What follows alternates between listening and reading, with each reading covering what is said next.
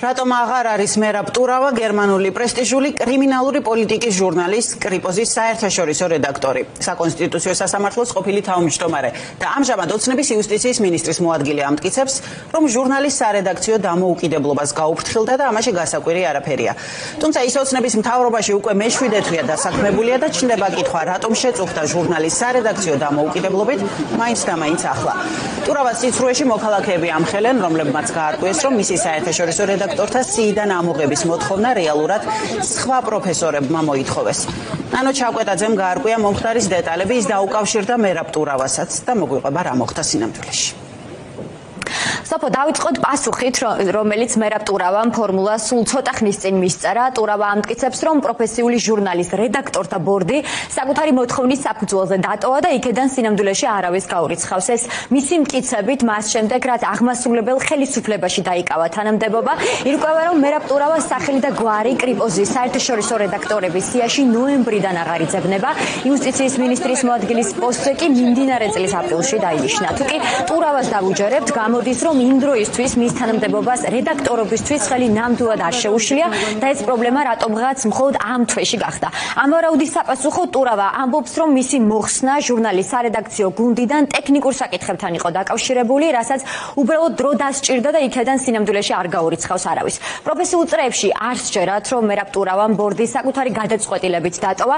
იურისტები ვარაუდობენ, რომ ტურავა ჟურნალის სხვა რედაქტორებმა, ანუ მისმა უცხოელმა კოლეგებმა საერთო შეთანხმების საფუძველზე გარიცხეს გუნდიდან. ჩვენი რესპონდენტები ლაპარაკობენ მათ შორის იმაზეც, რომ ტურავას გარიცხვის საკითხს რამდენიმე ანგარიშ გასაწევი იურისტი თავად ლობირებდა. ელექტრონული ჟურნალია და იქ რამე ანაზღაურებად საქმიანობას კი არ ვეწეოდი და ხელფასი კი არ მეძლეოდა, მაგრამ ჩავთვალეთ, რომ ჟურნალის აკადემიური დამოუკიდებლობის პრინციპიდან გამომდინარე, ჩემთან ჩემი გერმანელი კოლეგების წინასწარი წერილობითი კომუნიკაციის შემდეგ, მთავრობაში ჩემი მუშაობის პერიოდში შეჩერებულიყო რედაქციაში ჩემი წევრობა. ამ გადაწყვეტილებას დრო და პროცედურა დასჭირდა. ვერ ხვდები რა არის ამაში უცნაური. მიკვირს ამ უმნიშვნელო საკითხზე რატომ კარგავთ დროს.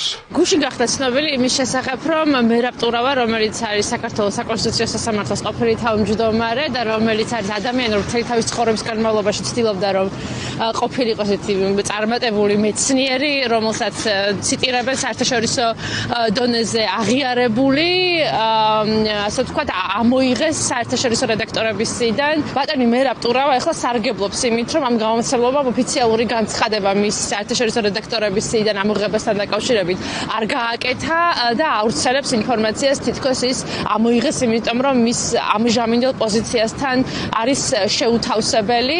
ძალიან ბევრ რამესთან დაკავშირებით მოუწევს მომავალში, როგორც მერაბ ტურავას, ასევე რეჟიმთან მოთანამშრომლე სხვა იურისტებს თავის მართლება. არანაირი ნიშნულობა არ აქვს, რას ადმეიღე განათლება და სადაიცავი დისერტაცია, მთავარია ამას როგორ იყენებ თუ ადამიანების საწინააღმდეგო და როგორც ხედავთ, ეს ადამიანები არიან ამ რეჟიმის მსახურები და მიუხედავად იმისა, რომ შეიძლება საკმაოდ ნორმალური განათლება აქვს მიღებული, ამ განათლებას იყენებენ ხალხის საწინააღმდეგო და არა ხალხისთვის სასარგებლოდ. ამიტომ მე მაქვს მოლოდინი, რომ ყველა ეს ადამიანი ამ მიმართულებით, ვინც ასე ვთქვათ, ესეთი საქმიანობაში ჩართული, ელოდება იზოლაცია და გარიყო ამ პროფესიული წრეებიდან.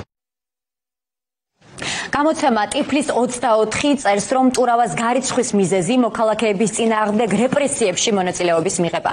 გამოცემა აღნიშნავს, რომ ტურავას გარიცხვა უნდა იყოს სიგნალი სხვა ქართველი იურისტებისთვის, რომ მათ უნდა აირჩიონ რეჟიმს ემსახურებიან თუ საკუთარ პროფესიას.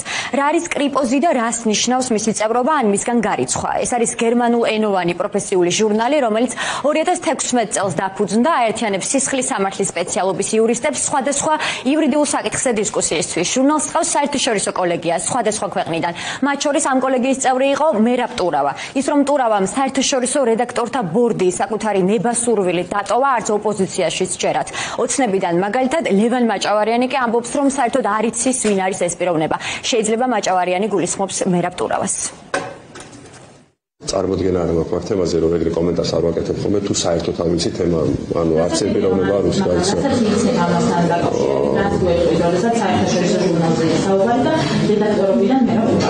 მე ნამდვილად არ ვიცი, მერაბ ტურავა რატომ ამოიღეს რედაქტორობიდან. არ ვიცი მართლა და როგორ გასაგებია. არ ვიცი, გეხოცებ მოდი რა გადავახტე, რა თემას ვიცი იმას შეგეწერა.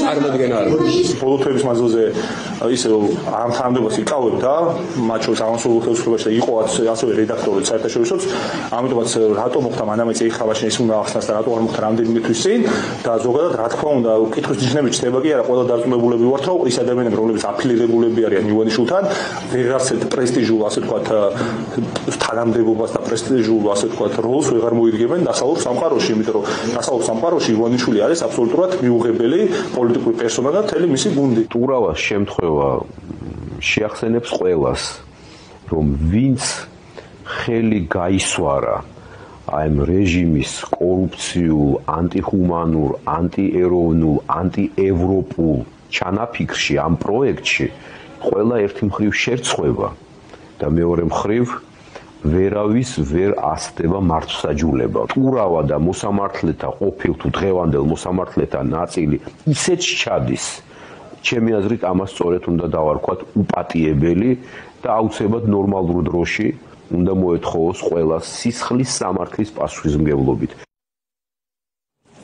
ტურავას შესაძლო გარიცხვის შესახებ საერთაშორისო რედაქტორთა სიიდან თავად ჟურნალ კრიპოს განცხადება ჯერჯერობით არ გავრცელებია.